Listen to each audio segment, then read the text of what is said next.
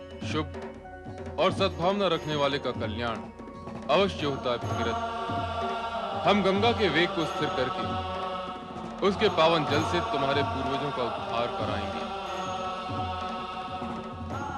पतितों का पाप हरने के कारण गंगा पतित पावन कहलाएगी। उनकी कृपा होगी तो अवश्य ऐसा ही होगा प्रभु। मुझे आपकी कृपा और आशीर्वाद तो प्राप्त हो ही गया है। अब माँ गंगा से निवेदन कर उन्हें भी मना लूंगा प्रभु, उन्हें भी मना लूंगा। इस हेतु ब्रह्मा जी प्रयत्न कर रहे हैं। श्री हरि विष्णु से चर्चा के पश्चात उन्होंने गंगा को इस कल्याणकारी कार्य हेतु बुलाया है। तुम निश्चिंत रहो भगीरथ। प्रभु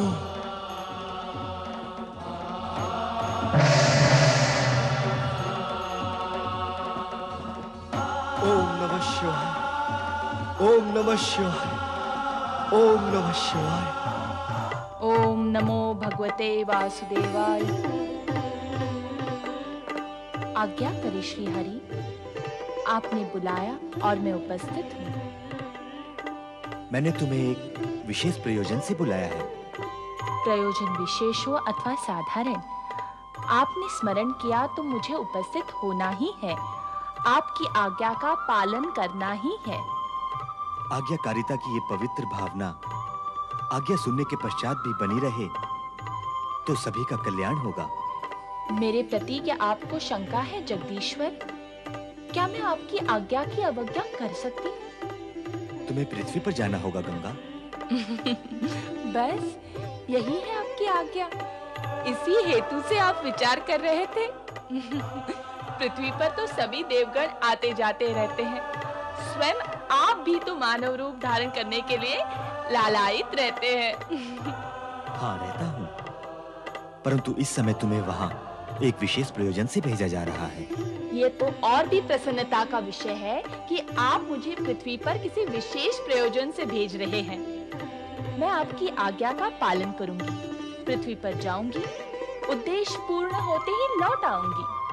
नहीं नहीं गंगा, वहां जाकर पुनः यहाँ लौटने की संभावना और प्रावधान तुम्हारे लिए नहीं है।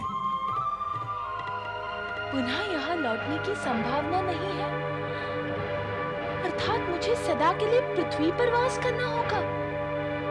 आप मुझे अपने चरणों से सदा सदा के लिए वंचित करना चाहते हैं। मैं आपके श्री चरणों से वंचित हो जाऊं? क्यों? क्या अपराध किया है मैंने? किस अपराध का दंड आप मुझे देने के लिए इच्छुक हैं? शांत हो जाओ गंगा, शांत हो जाओ। शांति का बीज मेरे अंदर डालकर आप मुझे कैसे शांत कर पाएंगे? पृथ्वी पर सदा सदा वास करने की आपकी आज्ञा मेरे लिए शांति का नहीं, अशांति का कारण है जगदीश्वर। हमें विश्वास है गंगा कि स्थिति का पूर्ण ज्ञान हो जाने के पश्चात तुम अवश्य शांत हो जाओगी। अपने निराधार विश्वास को भ्रम का आधार देने की चेष्टा न करें जगदीश्वर। सदा सदा धरती पर वास करने की कल्पना मात्र से मेरा रोम रोम कांप रहा है। रोम तो अपराधियों का कांपता है गंगा। जगदीश्वर, कृपा करके आप मुझे मेरा वो अपराध बताइए जिसके दंड स्वरूप आप सदा सदा के लिए मुझे पृथ्वी लोक भेज देना चाहते हैं। गंगा, तुम ब्रह्ममय हो, इसलिए पृथ्वी पर जाने को दंड मान बैठी हो। पृथ्वी पर जाना और वहां के प्राणियों के सुख दुख में भागीदार होना दंड नहीं, पुरस्कार है। और अभी अभी स्वयं ही तुमने ये स्वीकारा है कि मैं भी पृथ्वी पर जाने के लिए लालायित रहता हूँ। अवश्य कहा है, किंतु स्थायी रूप से आप भी वहां कभी निवास करना नहीं चाहेंगे। लक्ष्य पूर्ण होने पर पुनः लौटना अवश्य होगा। यदि लौट कर आना है तो मुझे जाने में कोई आपत्ति नहीं,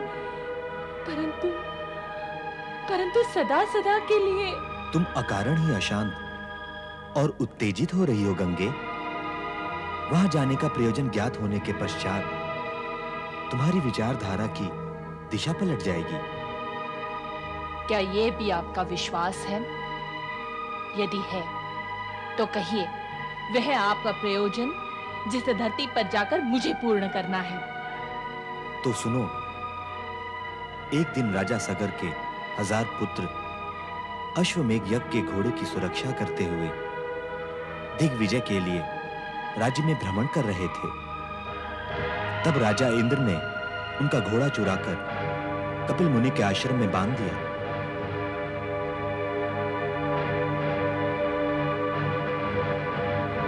यहाँ तो अश्वमेघ यज्ञ का घोड़ा कहीं दिखाई भी नहीं देता। अरे ये तो किसी ऋषि मुनि का आश्रम लगता है। हमारा अश्व आश्रम में क्यों आएगा? हमें पता है कि यह आश्रम है। अश्व का कैसे ज्ञान होगा कि यह आश्रम है? वो तो कहीं भी जा सकता है। चलो आओ और कहीं ढूंढते हैं। चलो चलो हाँ चलो। वो देखो सामने मुनि बैठे हुए हैं, तप और ध्यान में डूबे हुए। चलो चलकर उनसे पूछते हैं अश्व के विषय में। मुनिवर, आपने हमारे अश्वमेघ यज्ञ का घोड़ा देखा है? मुनि श्रेष्ठ, हम सगर पुत्र हैं। हमारे महाराज राजा सगर ने अश्वमेघ यज्ञ का आयोजन किया है। क्या आपने हमारा अश्व देखा है? ऋषि मुनि ऐसे अहंकारी होते हैं क्या? ये कैसे मुनि हैं जो हमारी बात सुनते ही नहीं? ये हमारा घोर अपमान है। यदि ये मुनि हैं, तो हम भी राजा सगर के पुत्र हैं। हमारी भी कोई प्रतिष्ठा है।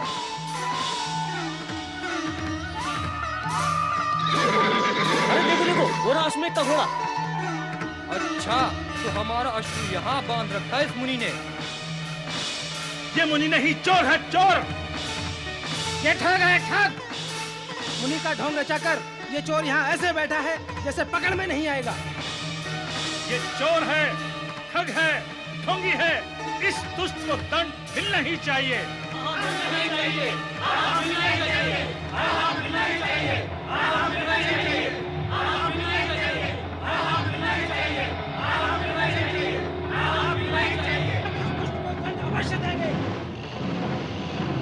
दुष्टो, तुम मुझे दंड दोगे?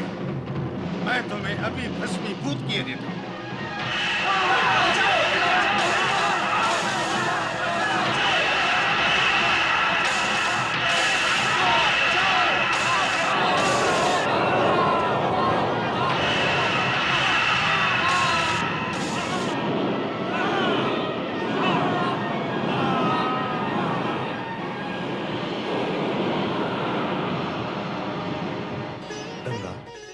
ये एक अत्यंत दुखदाई प्रश्न है कि राजा सगर ने अपने पुत्रों के उद्धार के लिए तपस्या करने का निश्चय किया और अपने पौत्र अंशुमान को यह आदेश दिया कि जब तक मां गंगा पृथ्वी पर प्रकट होकर हमारे पौत्रों का उद्धार न करें, तब तक ये तपस्या का कार्यक्रम चलता रहे। राजा सगर ने दिया ये आदेश? हाँ, तुम्हारी तपस्या में सगर, अंशुमान और राजा दिलीप ने भी इस कठिन कार्य में अपने प्राण समर्पित कर दिए। पितामह का आदेश और पूर्वजों का उद्धार करने के लिए भगीरथ ने अपनी कठोर तपस्या का प्रयत्न त्यागा नहीं। श्राप देने के पश्चात यही एक उपाय है उनके उद्धार का। समझी जगदीश्वर, समझी। भगीरथ के पूर्वजों के पाप की कालिख मुझे अपने तन से लगानी है। कुकर्म तो उन्होंने किए, उसकी पीड़ा वे भुगत रहे हैं, किंतु किस कारण आपने भगीरथ और कपिल मुनि ने ये व्यवस्था तय की कि मेरे इस स्पर्श से उनका उद्धार होगा? इसे विधि का विधान मानो गंगे। मान लेती हूँ, और इससे उनका उद्धार हो भी गया तो मेरा क्या होगा? मैं यहाँ से उज्जवल रूप लेकर जाऊं और पाप की कुरूपता लेकर लौटूं? मैं तो भूल ही गई थी, आपने मेरे लिए लौटने का प्रावधान रखा ही नहीं। अपनी शक्ति और सामर्थ्य का इतना कम मूल्यांकन क्यों कर रही हो गंगा?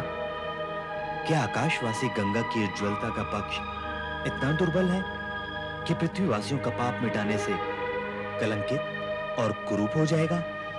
उज्ज्वलता तो नष्ट होती ही है जगदीश्वर। क्या किसी का उद्धार करने से शक्ति और उज्ज्वलता नष्ट होती है? नहीं गंगा, नहीं।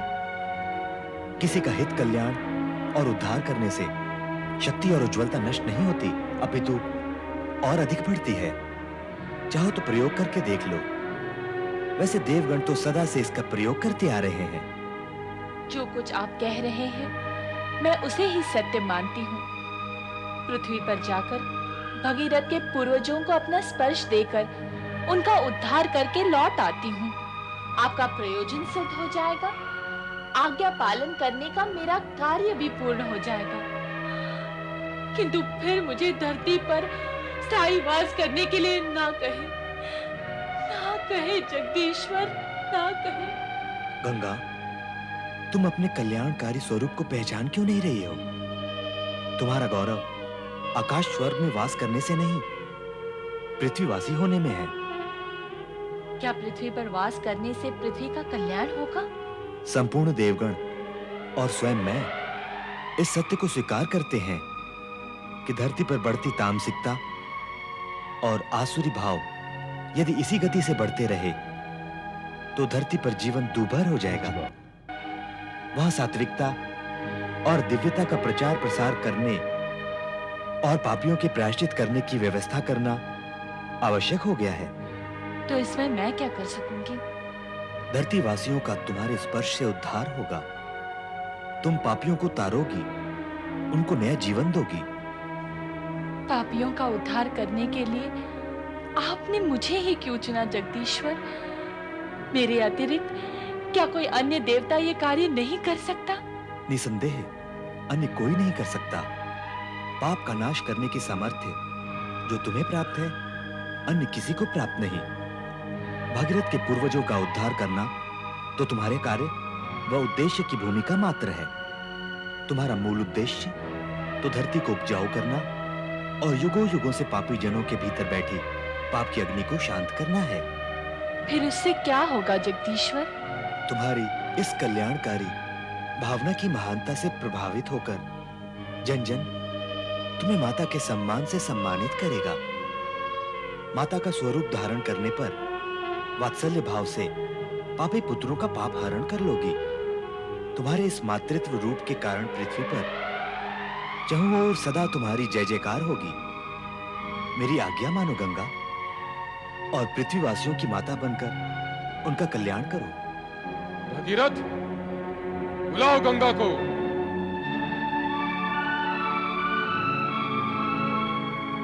हे मां गंगे,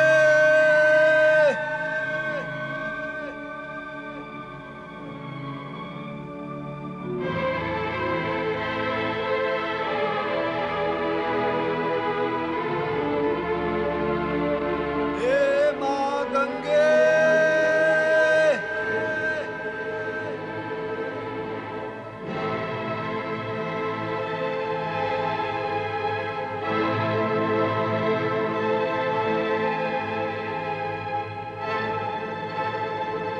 हे मां गंगे।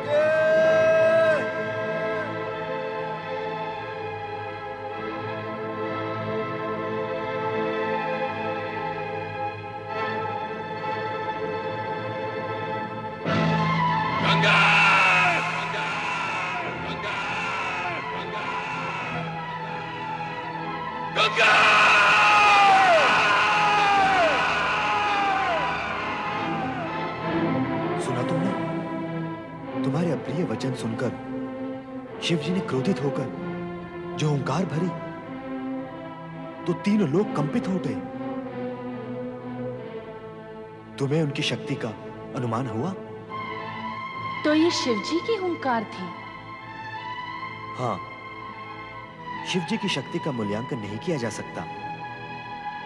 वे साक्षात शक्ति हैं। तो अवश्य ही वे मेरे वेग की तीव्रता को सहन कर सकेंगे।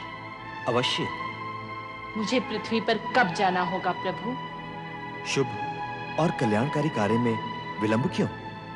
तुम्हें तुरंत पृथ्वी की ओर प्रस्थान करना चाहिए। आज्ञा दे जगदीश्वर। गंगा! गंगा! गंगा! गंगा!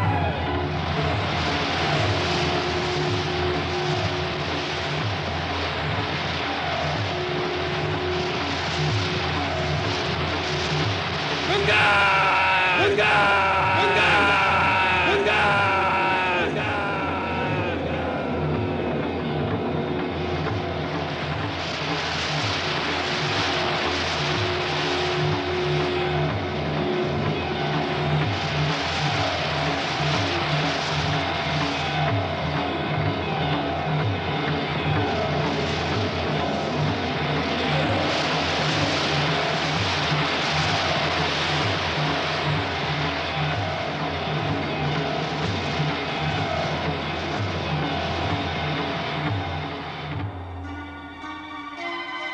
तुम्हारा ये तीव्र वेग तुम्हारे अहंकार का परिचय दे रहा है गंगा। इसे नष्ट करना ही उचित होगा। अपनी शक्ति और वेग के अभिमान में अपना उद्देश्य भी भूल गई, तो अब पड़ी रहो सदा सदा के लिए मेरी जटाओं में। अभिमान टूटे तब तक वहीं विश्राम करो। वो कैसे होगा देवेश्वर? मेरा अभिमान तो तब नष्ट होता जब मैं आपके चरणों में गिरती अथवा गिरूं। देवेश्वर, मैं तो आपके मस्तक पर विराजमान हूं। मेरे तो गर्भ में वृद्धि हुई है। ये क्या अनर्थ हो गया भोलेनाथ? ये क्या अनर्थ हो गया? आपने तो मां गंगा को अपनी जटाओं में बांध लिया। उन्हें धरती पर प्रवाहित करे प्रभु, उन्हें धरती पर प्रवाहित करे। नहीं भगीरथ नहीं, जब तक गंगा का अभिमान नहीं टूटता ये संभव नहीं। कैसा अभिमान भगवान, कैसा अभिमान? देखा नहीं तुमने? गंगा अपने प्रबल वेग और प्रवाह में हमें भी प्रवाहित करना चाहती थी। उसे अभिमान है कि जगत में कोई भी उसके प्रबल वेग के सामने टिक नहीं सकता। अभिमानी का अभिमान जगत के लिए विनाशकारी सिद्ध होता है। अतः गंगा का अभिमान टूटना अत्यंत आवश्यक है। किंतु देवादिदेव, मां गंगा जिस कार्य व उद्देश्य से पृथ्वी पर आई है उसका क्या होगा प्रभु? वे जगत का कल्याण और उद्धार कैसे करेंगी भगवान, कैसे करेंगी? भगीरथ, तुमने कभी सुना, देखा अथवा जाना कि किसी अहंकारी और अभिमानी ने किसी का उद्धार अथवा कल्याण किया है? निरंकारी और निराभिमानी ही हित और कल्याण करने की सामर्थ्य रखते हैं। ये कार्य गंगा के वश में नहीं, वो तो अभिमानी है। पर देवाधिदेव, जब तक मां गंगा आपकी जटाओं से बाहर नहीं आ जाएंगी तब तक ये कैसे ज्ञात होगा प्रभु कि उनका अभिमान भंग हो चुका है? अधिक तर्क करने की आवश्यकता नहीं भगीरथ। शिव भगीरथ के साथ अधिक तर्क वितर्क में नहीं पड़ना चाहते थे, क्योंकि उन्हें ज्ञात था कि गंगा अभिमानी है। उसके इसी अभिमान को खंडित करने हेतु भगवान शिव ने उसे अपनी जटाओं में बांध लिया। जन कल्याण के लिए यह आवश्यक भी था, किंतु मां गंगा के पृथ्वी पर अवतरित न होने से भगीरथ के साथ साथ परमपिता ब्रह्मा भी दुविधा में घिर गए। भगीरथ का उद्देश्य असफल होता देख इस समस्या के निराकरण हेतु ब्रह्मदेव श्री हरि विष्णु के समक्ष बैकुंठ में पधारे। क्या आपको लगता है कि देवादिदेव मेरे कहने से मान जाएंगे और गंगा को मुक्त कर देंगे? मेरा विश्वास तो यही कहता है श्री हरि कि गंगा आपके चरणों से विलग होकर अहंकारी हो गई। इसी कारण शिव जी ने उसे अपनी जटाओं में बांध लिया है। आप मुस्कुरा रहे हैं। आप तो जग के सृष्टा हैं और ये सत्य भी जानते हैं कि अहंकारी न तो किसी का उद्धार कर सकते हैं और न ही किसी का कल्याण। फिर भी गंगा को उद्धार कार्य के लिए पृथ्वी पर भेजा। पृथ्वी के लिए प्रस्थान तक गंगा में किंचित मात्र भी अहंकार नहीं था, किंतु शिव जी की जटाओं में पहुंचते पहुंचते उसका अहंकार जाग उठा। मेरे चरणों में वास करने वाली गंगा क्या अभिमानी हो सकती है? जो कुछ उसने किया और जिसका वो परिणाम भुगत रही है, उससे तो यही सिद्ध होता है कि उसने कुछ नहीं किया ब्रह्मदेव। मेरे चरणों से विलग होने के पश्चात और धरती के तल पर अवतरित होने से पूर्व शिव जी के मस्तक पर विराम करने का सौभाग्य और पूर्ण लाभ उठाने के लिए ललायित थी, ताकि पृथ्वीवासियों को पवित्र कर सके।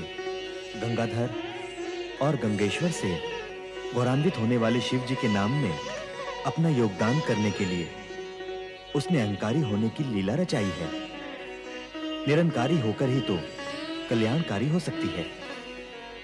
जिस सत्य का उद्घाटन आपने किया है उससे शिव जी तो परिचित नहीं है। चलें उनके पास।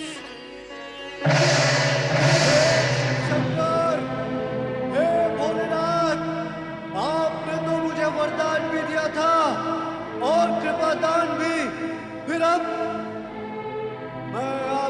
प्रसन्नता के कारण दुविधा में क्यों हूँ भगवान? मुझ पर दया करो देवादिदेव, कृपा करो। ओम नमः शिवाय। ओम नमः शिवाय।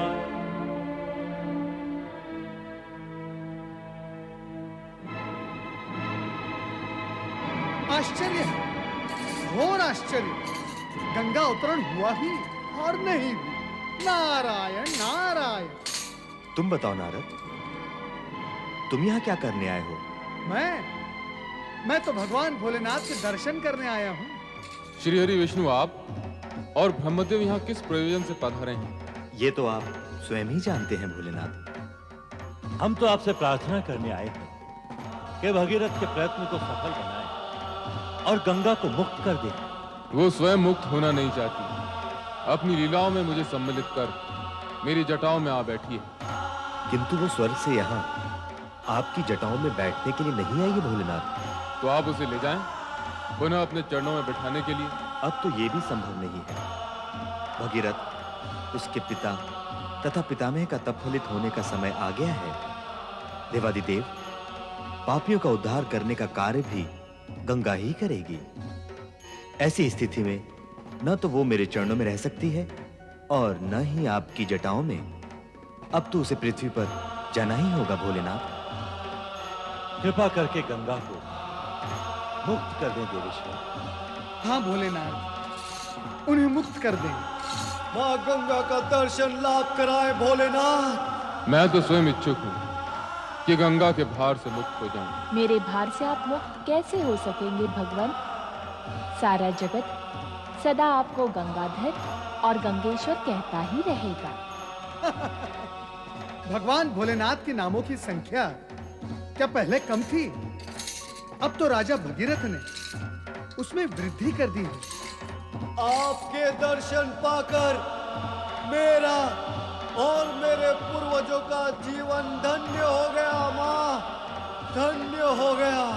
और भविष्य में पृथ्वीवासियों का जीवन भी सफल होगा। नारायण नारायण। जाओ गंगा, भगीरथ का अनुगमन करके इसके पूर्वजों का उद्धार करो। पापियों का कल्याण कर भगीरथ के प्रयत्नों को सफल करो। और भविष्य में ऐसी कोई लीला न रच डालना जिससे देवगण कहें कि शिव ने गंगा को सिर पर चढ़ा रखा है।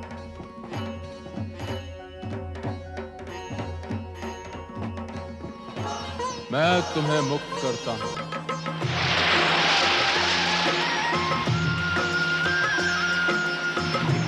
ओ शिव जटा से गंगा धरती पावन करने, निकली ओ शिव जटा से गंगा धरती पावन करने, सबके मन के पाप को धोने, तन का संकट हरने।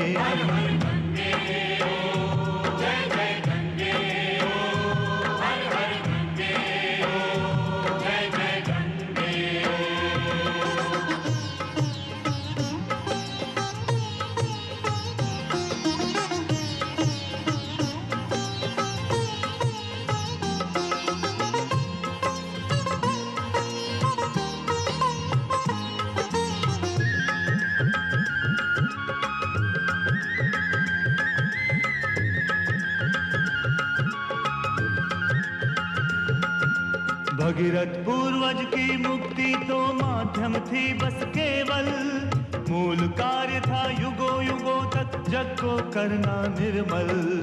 आसुरी शक्ति बढ़ ना पाए छल को करने निश्चल, छल को करने निश्चल। हर हर गंगे ओ जय जय गंगे ओ, हर हर गंगे ओ जय जय गंगे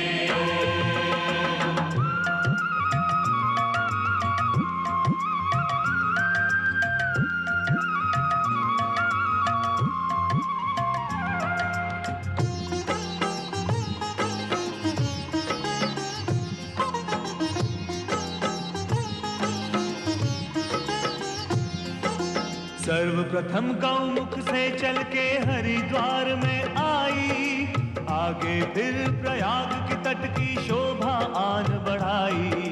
रस बरसाती वाराणसी में ये काशी कहलाई।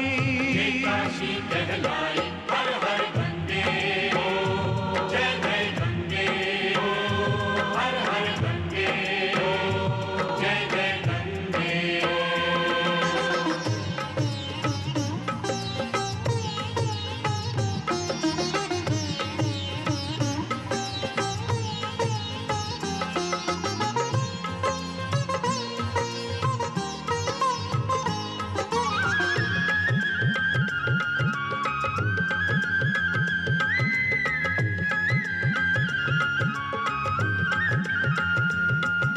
श्रद्धा भाव से जो भी प्राणी गंगा स्नान करे, गंगा माँ की महिमा गाए, इसका ध्यान करे।